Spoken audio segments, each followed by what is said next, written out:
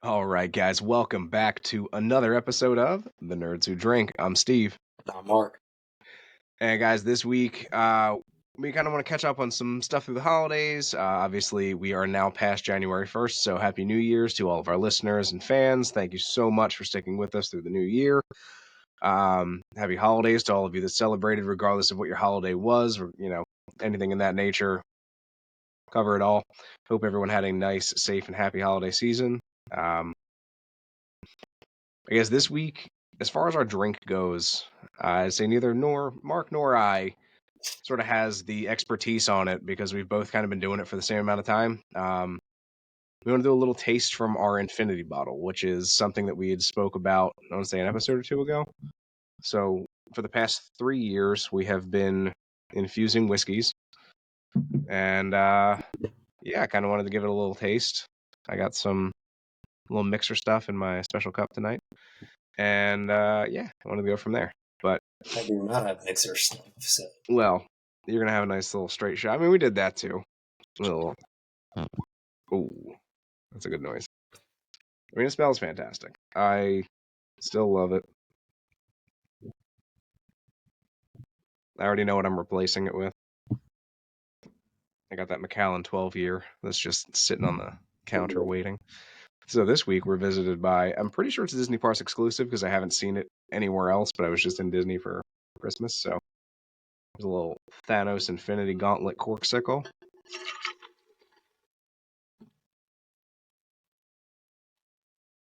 If you're watching, sponsor us.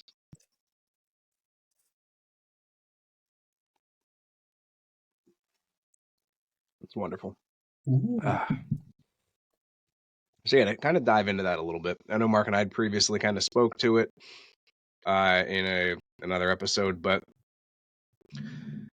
our friend group has been friends for a while, whether it's, some of us that have been friends for upwards of 30 years, all the way up to, some of the newer cats that have joined up with us recently.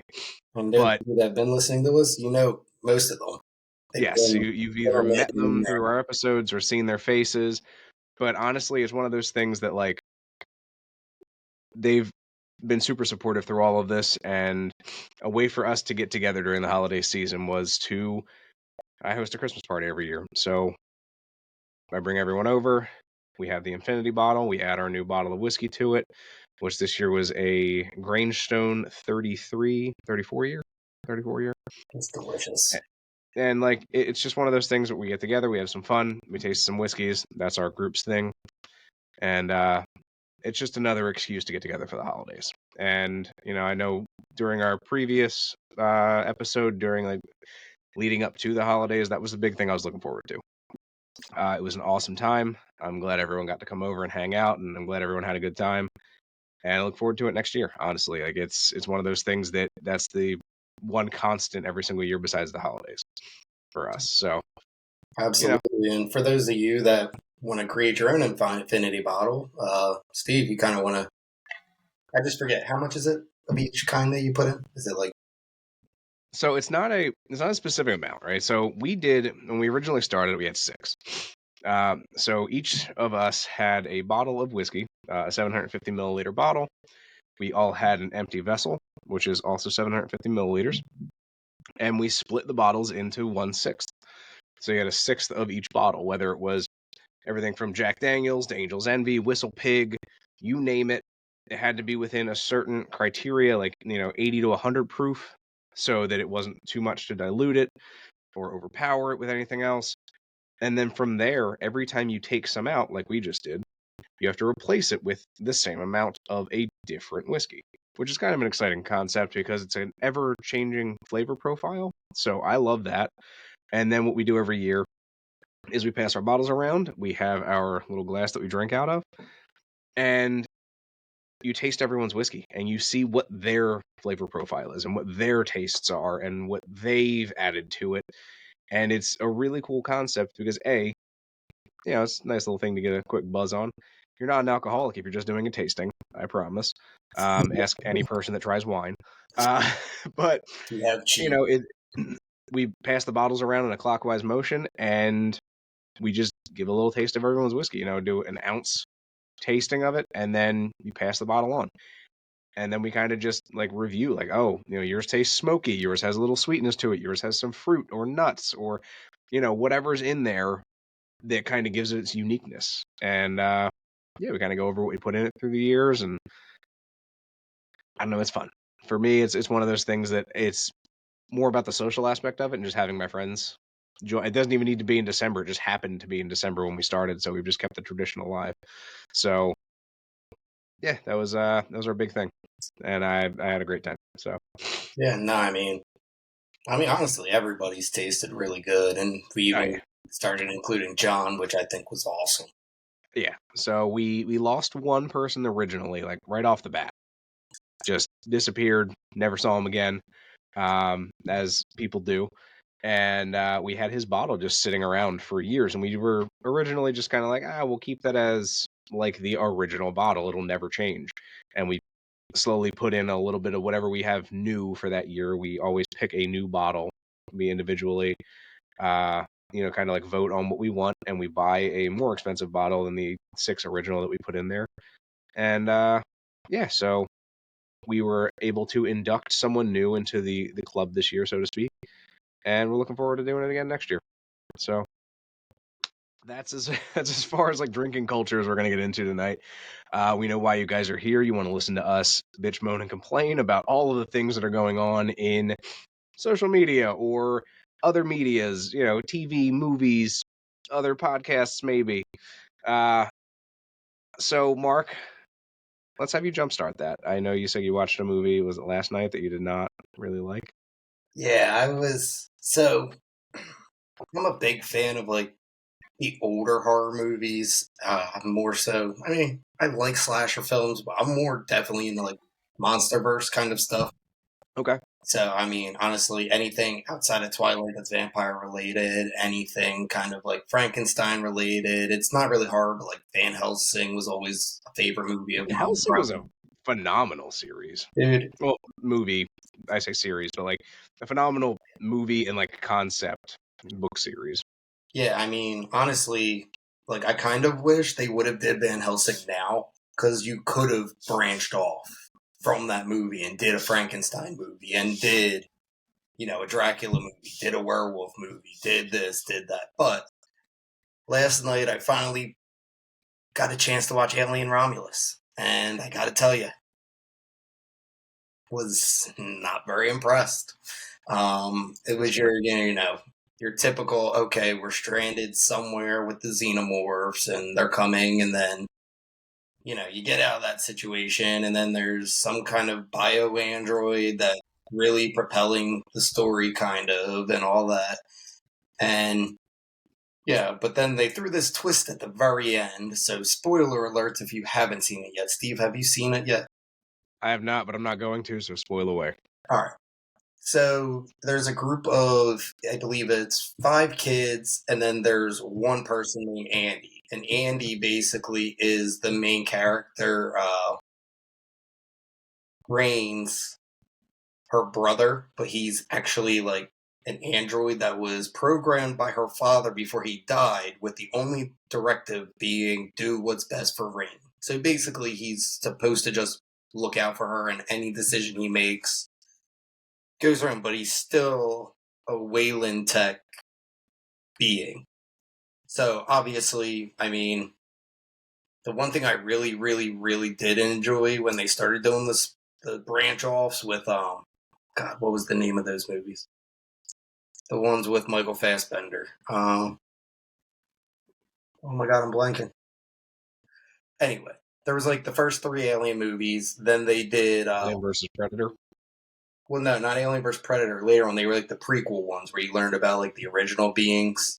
Yeah, I know what you're talking about. Was it just Alien? It wasn't just Alien. Yeah, Prometheus.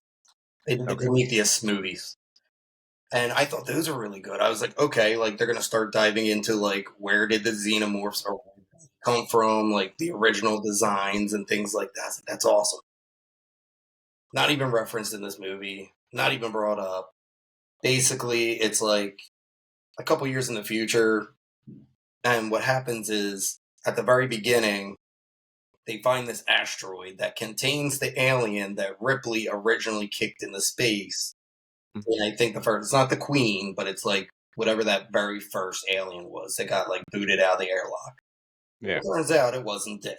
So so these kids think that they found like they're basically on this planet where it's like you have to work so many hours to meet a criteria to get travel privileges. But what happens is once you meet that criteria, they're like, oh, we actually up the criteria. So you actually have to work X amount of more hours in this area, whether it's the mines or the farms or whatever. So basically these kids are like, look, we're pretty much slaves and we're never getting off this planet. So we found this shit we picked up on our radar, this abandoned ship that's just floating above us. And we're going to go take the pods off it and we're going to go to another system where we can be free. And of course, obviously, that's where they were doing the experiments with the alien. And what they were trying to do was extract the serum out of the alien that allowed it to control its metabolism to allow humans to be able to travel and live through space easier versus having to go into cryo sleep every time. Okay. So that's like the premise of the experimentation. Well, what you end up finding out is like one of the girls on the ship is actually like pregnant with the other kid's baby. Oh. So while all this is going on, she's like one of the last survivors. She gets attacked. She ends up surviving it. So she takes like the vial that has like the serum and she injects herself. Well, what they didn't do is watch like the whole video because they found the video of like, oh, look, this happened to this rat. They inject and the rat like comes back and then the rat's okay. And then they walk out and then goes back to the screen and then that's when the rat like starts transforming and like shit. So they didn't watch that part. So basically this girl's like trying to get back to the escape pod and she injects herself. And then they put her in like a cryopod at the end. So it's like the only couple survivors. And all of a sudden, like the alerts are going off in the pod that like her vitals are going up and down, but she was like bleeding out when she went in. So they thought like, oh, like this happened. Well, then she ends up giving birth to like this hybrid human alien thing that's actually played by an NBA star who's like 7'2" like 2 or something like that. I think I'm gonna butcher his last name. It's Robert Bobrovsky, I think. I don't know how to say it, but he's like 7'2". NBA. Yeah, he's like 7'2". He's like a really, really thin. And I mean, don't get me wrong, the creature looked super fucking creepy. Like they did a really good job with that. But it really just felt like it was just one of those things where it's like they just quick threw it together and threw it in at the end, and that was like the final showdown. Yeah. Which, yeah, okay, that's what you're gonna go with. But then the same thing, it's we're going to just drop it out of the ship in the space. And the whole thing is they have 36 hours or 56 hours or something to get on and off this ship because it's about to collide with the ring of like asteroids and stuff around the planet itself. So the planet's kind of like Saturn, and this station is like right outside of one of the rings and it's drifting towards them. So essentially the company was just going to let it crash and let it take everything out. Yeah. But yeah, I mean, like it was like I remember how I felt watching the original Alien movies. And for me, like you were on the edge of your seat. You were like terrified of where this thing was going to pop out of, when it was going to show up, who was it getting next. And I feel like at this point with that series, I feel like they've done all they can really do with the xenomorph itself. Like, yeah, it's a scary thing, but every single movie has gone like, oh, there's this area. Oh, we're going to go there because it has this thing that we need. Oh, now there's spores or there's going to be the face huggers or whatever. And then they get attacked. And then there's one or two survivors that have to fight it. And then they kick it out of an airlock. Like that's literally every single one of the movies follows that pattern. And it's really just getting old at this point. Like at least like Predator came out. Like, I don't know. Did you watch the movie Prey? I did not. I heard it was good. Dude, it is so good. And what they're doing now, at least to me, the way it seems like, is the Predator series is kind of taking the path of almost like Assassin's Creed, where it's taking you through like the Predators, but in different time periods. I like that. That's a cool concept. So like in Prey, it was like it's like this Native American girl that's hunting Yeah. the predator, and the predator's hunting her. Yeah. And then I believe they're getting ready to come out with another one where it's like, I believe it's during like the time of like the samurai and stuff, so probably like the 1840s, 1850s, somewhere in there. Love that. But now it's like they're starting to kind of like show the progression of the predator itself. Because Okay. even in that one, like when the predator comes down, like you can tell. I mean, yes, you know from the exposition of, like you said, Alien versus Predator. You learn the exposition of like they came to this planet and they would bring xenomorphs or whatever to hunt here. And Yeah. humans were like sacrifices to the xenomorphs to let them breed so the predators could hunt. Sure. So, but like now in Prey, like his mask is like it's like a skull of something it's hunted in the past. Yeah. Like a lot of the equipment, it's like older equipment. It's not the high. Okay. I mean, he still has, the cannon on the shoulder and the bomb on the arm and all that kind of stuff. Still has the invisibility, but like the actual attire of him is like time period set. I like that though, because obviously he evolves as time evolves. So like that's one of the big things for me. If he was the exact same character as he was in any of the other Predator movies, like your character has no arc, there's no development, there's no learning of that character. Like you don't become a better hunter. You're just I'm used to hunting this and I'm doing this because it's what I'm programmed to do. No, like you got to evolve. And I can appreciate that kind of stuff. I think that's why it's better than Alien, because Alien is very one-dimensional. Yeah, and I mean, don't get me wrong. Like the original three Aliens, hands down, way up there on my movie list when I'm ranking just series, movies, whatever. Like they were like top tier, like that era of the genre of horror. Like it was new, it was a thrilling thing. Like even like if you listeners out there are old enough to remember, like in the Disney down in Disney in Walt Disney World in Florida, in the Epcot Ball, it would actually used to be like all the movies, and there was like the one section where the alien like popped out of like the ceiling. Like it was awesome.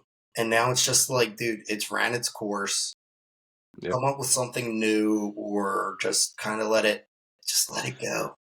Let it be. I think it's got to fizzle out. I think that's where we're at. Yeah, and like it's just one of those things where it's like some things are just better left untouched. I agree. And that's one of those, like, again, you said that the first three were phenomenal. They tried something. Alien versus Predator wasn't a bad movie, but like, No, it wasn't. And I then feel like the second Alien versus continuing Predator on, was terrible. yeah, continuing on after that, you're really not. Even a prequel movie is okay because, like, even if it was, like a Batman Year One, like Alien Year One, like it doesn't really know what it's doing. It's kind of getting its legs. It's learning to hunt. It's not super successful in the beginning. People are getting away. That's okay because like that's the development I'm looking for. That's what I want in a movie. That's what I want out of a character. I don't know. Whatever. Yeah, But I mean, for me, the Alien movies, it's kind of like Halo, where it's like you played Halo, correct? yes. You know how like I'm not knocking the Halo games, love them, but I feel like eventually fighting hordes just gets tiring. It's like, okay, we don't know what to do for this boss, so we're just going to throw 5 million little people at you. And then you fight like another boss, and it's like, okay, we don't know what to do for the next boss, so we're just going to throw 5 million little people at you. It's like that's the Alien. And it's just. I feel like that's a lot of games, though. I mean, we've talked about it before, but like Spider-Man 1 for the PlayStation, PS4, I think it was. And then the Miles Morales game were the exact same game, just reskinned. Pretty much, yeah. And like that. While I wanted to play as Miles Morales because it's a different character, has different powers, he's a little more, he has, again, a sort of newness to him as far as like swinging. He's got his own style, his own little swagger with it. He's But got like, the electrical powers, so even his yeah, power and like, set's got a little bit varied. exactly, and it's slightly different. But like when you look at it from the villain perspective, like when you're like swinging around town and fighting camps of villains, it's like, okay, they just reskinned these villains. It's the exact same concept as the other villains.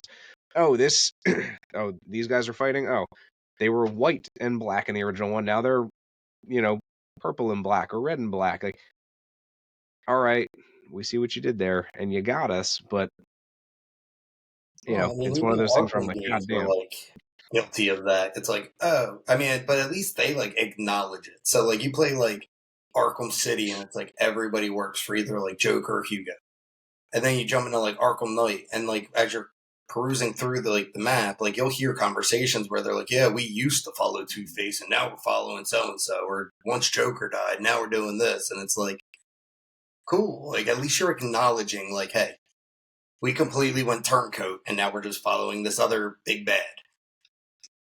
Yeah, no, absolutely. But I guess to sort of springboard off of that, I want to jump into the realm of gaming a little bit. I guess talk about is just before the holidays happened. Our entire group, downloaded Marvel Rivals, and that has hands down been one of like the greatest games that I've played in a while. Because again, to kind of go back to our previous talk about this, it's not. I don't need an update every time I start it. I'm not terrified to start that game. I jump on, I play. Guess what? It's great. It is awesome. Played it today. I'll play it tomorrow. I'm going to have a good time playing it. I'm playing ranked matches. It's so much fun.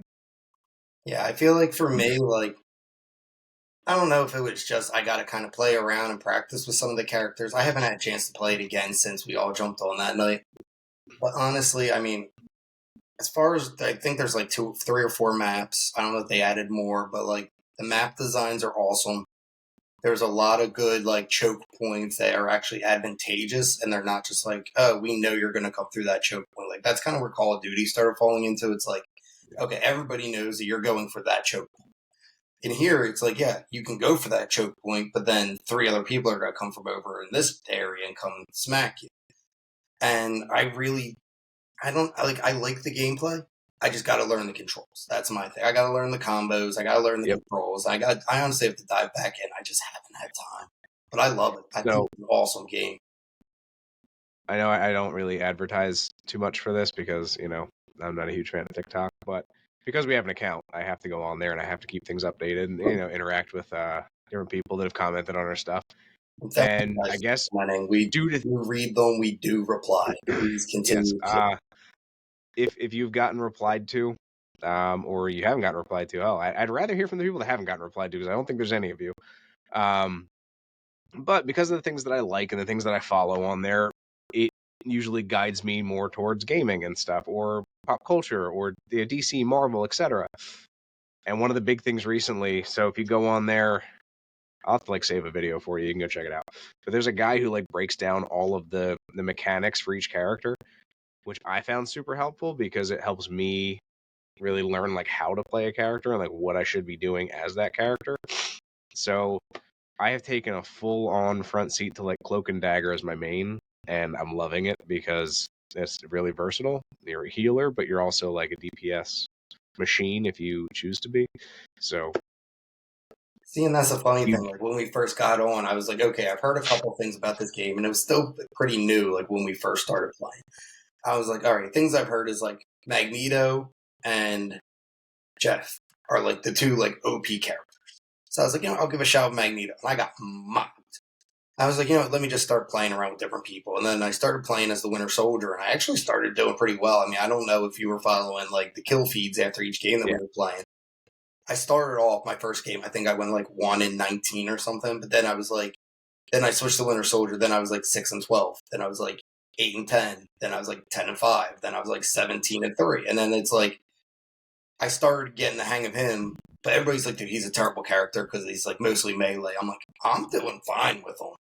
Like, it all really depends. Like I know a lot of people like down on like Scarlet Witch, who is one of the characters I started with. There's benefits and drawbacks to every character. Magneto has his abilities. So every character, like there's team up ability. So you playing as Magneto, if I play a Scarlet Witch, you get a boost on your sword or any of the magnetic weapons you use because they're imbued with dark magic or chaos magic. right. So that gives you a bump. If the Hulk and Iron Man are playing together, every one of Iron Man's weapons has a gamma radiation burst. Like there's all of these team ups that like people don't even think about and it makes you almost like OP. And if you have Hulk on the battlefield and Iron Man, and you're playing as Iron Man, it's game. Like it's insane. I chose Cloak and Dagger. Their team up is Moon Knight and someone else. Off the top of my head, I can't think of who it is. But awesome. Like it is such a fun character to play because you're two different people. Your Cloak and your Dagger. And Cloak is like, I'm not gonna say strictly for healing. I'm sorry. Dagger's not strictly for healing, as weird as that sounds, because like Dagger is the weapon. But she throws out these like basically homing missiles that heal your team. But also, if you throw them towards your team and there's an enemy nearby, it'll like kind of rang off and hit them. And like, it's pretty cool. I like the concept of it. And then if you're playing Cloak, you can blind the enemies. You can make your teammates within your like field completely, what the hell's the word? I don't want to say see-through. That's just Transparent. yeah, I guess transparent. No, they're like, oh, they're like ghosts. You can't hit them. Right. God damn, I can't think of the word. But it's like a phase thing where like they just shoot straight through you, which is a cool concept. And then he also has kind of like a Scarlet Witch power where he just like holds his hand up, boom, he's just shooting like a machine gun, and it's not super strong, but it's heavy fire rate, so kind of makes up for it. But I started playing today after I watched one of those videos and like really understood how to play a character. And dude, I was just wiping floors with people. I'm talking like 35 and like 7. Just manhandling people. It was beautiful. And having that, like Captain America's a really good character. There's so much stuff to do with Marvel Rivals, and I'm such a huge fan of it. We follow Jeff the Shark's voice actor on TikTok, so just throwing that out there. I saw it as an option, and I was like, oh, that's pretty cool. I love that. So a little stuff like that, but it is such a fun game because again, it's not like if I don't play it for a couple days, there's people that are like a level 1 million that are going to beat me. No, the characters are always the same. It's like Overwatch. It's Right. like Apex Legends. Like you don't get upgrades, you just get better. Yeah, no, and that's my, like I said, that's my thing. Because I mean, I honestly, with most like first person shooters, that's how I am. Like anytime I would play a new Call of Duty or anything like that, like once I start learning the maps and learning like the specialists and stuff like that, like it was over. But it's just for me keeping my attention to learn that stuff.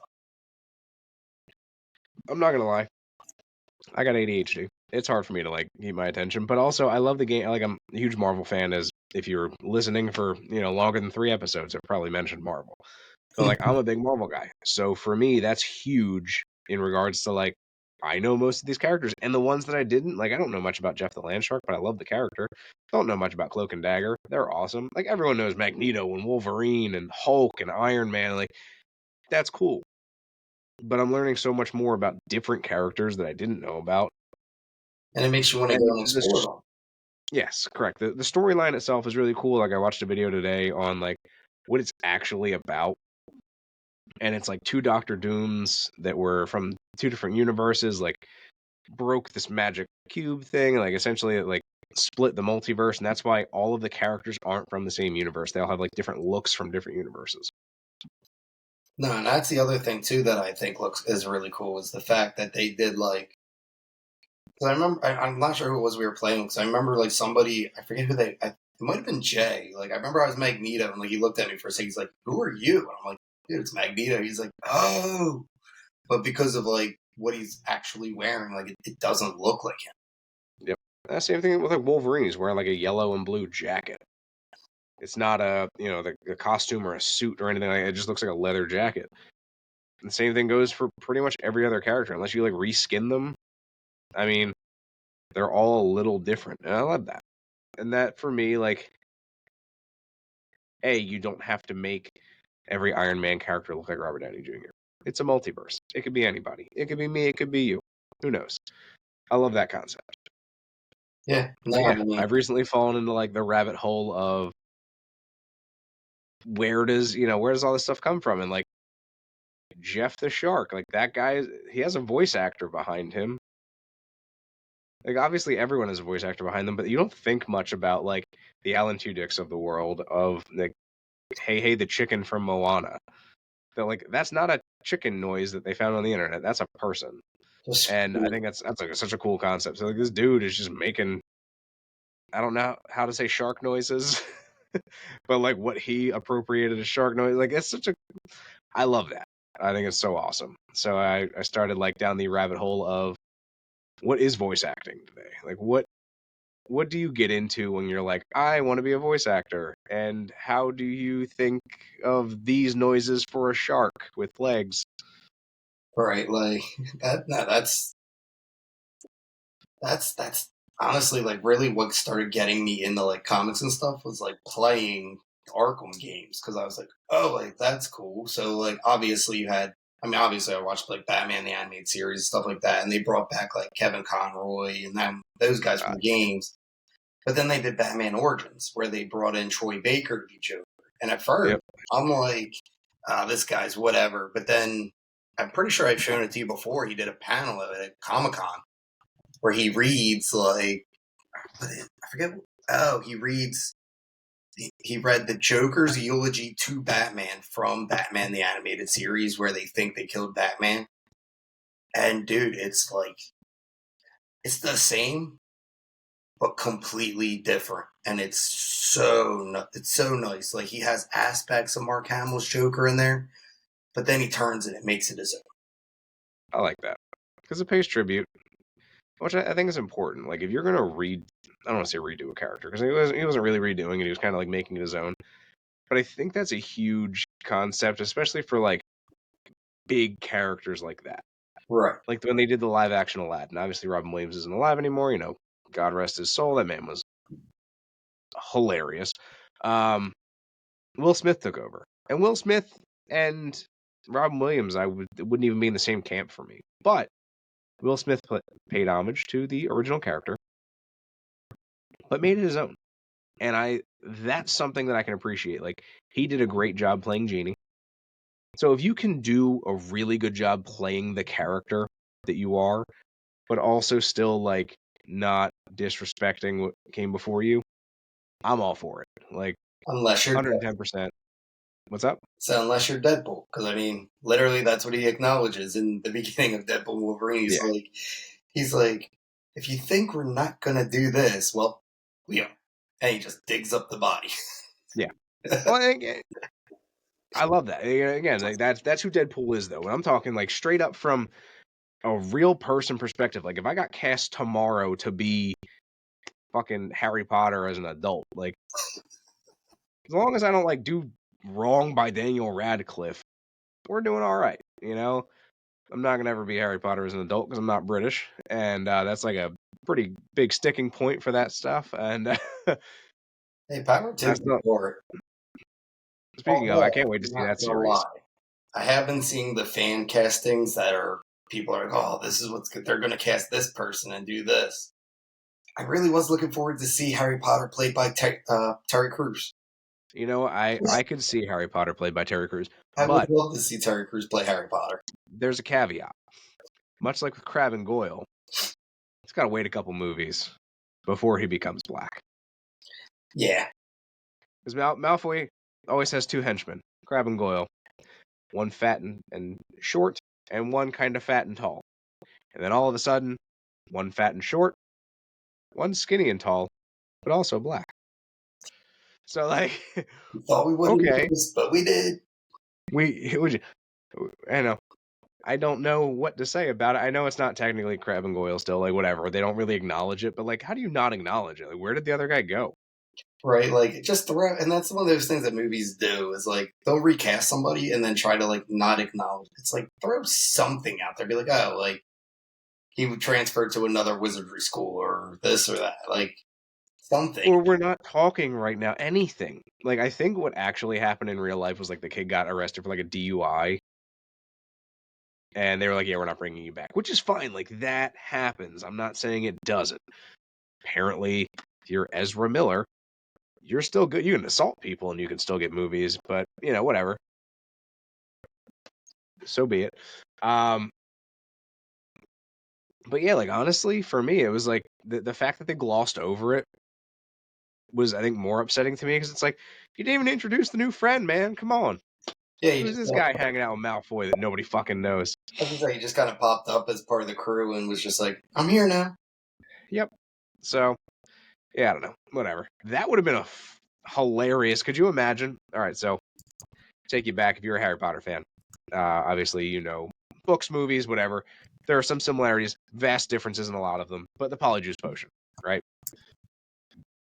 So they had to sneak in. They had to get the cupcakes, right? It was for Crab and Goyle. They knocked them out, put them in the broom closet, took their hair, Polyjuice potion.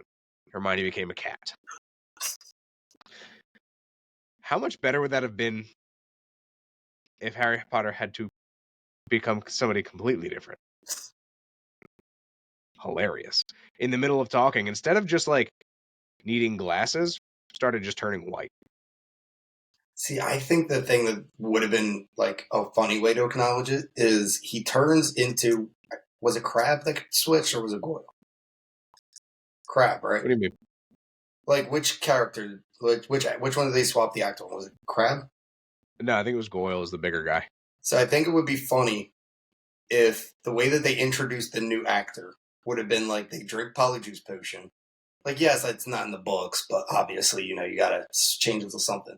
So he changes into the original actor, but now there's like a new one, and that's what blows his cover is that he's not around anymore. And it's like, what are you doing here? I thought you went to X, Y, and Z. And it's like, Yeah. oh, about that. And again, that would have been great. And, you know, for whatever reasons, you know, this was the, I guess, mid 2000s timeline. It happens. Whatever. Because the same thing with like Fantastic Beasts. Like Yeah. when everything started happening with Johnny Depp and they just recasted like the main villain. It's like, just lie. Be like, oh, like throw something in there. Be like, oh, he uses Polyjuice potion to like They're blend in with a like, crowd. It's like, okay, that dude, makes sense. I forget what the term is for it. So, you know, shoot me for not being like a Harry Potter aficionado. But Nymphadora Tonks has the ability to literally change her appearance at will. Can we not just acknowledge that, like, the wizarding world is magic and just say, like, yeah, this dude just did this. He just made himself look different. Right? Like you literally live in a world with infinite possibilities and you just choose not to make something up. You choose violence, J.K. Rowling. You chose violence, and I'm going to fight back. And it's a little late now, but whatever. Trust me, you chose enough violence on yourself with the internet and Twitter and stuff, so good for you. I was gonna say, I feel like J.K. Rowling has enough like battles on Oh, she's got enough bullshit on her plate, I promise. She doesn't need anything from me. her. But Not like it's Brady. I digress. We do have to have a Harry Potter episode soon because we have some of our friends that are like knocking down our door to really kind of get in on a Harry Potter episode. I want to real quick before we like wrap up, got to go over some stuff from the holidays. So, Mark, give me a couple things from the holidays that you either, you know, had and you were excited about, or conversely, I guess like things you really want to talk about. I don't know how really to describe it. So those of you that follow us on social media noticed I added another piece to my collection. You did.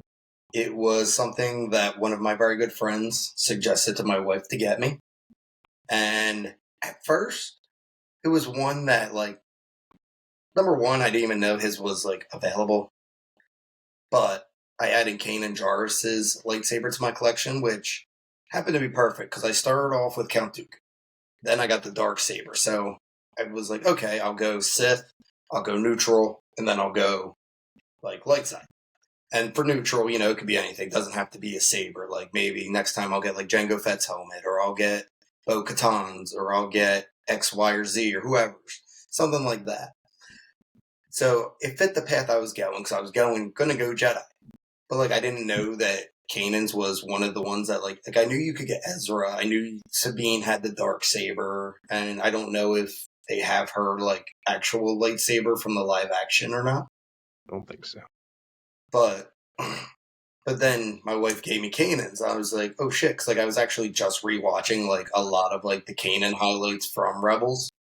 Because I'm sorry, but in all of the Star Wars, everything, TV shows, movies, lore, Kanan Jarrus to me had one of like the most hard hitting deaths that I think ever to me.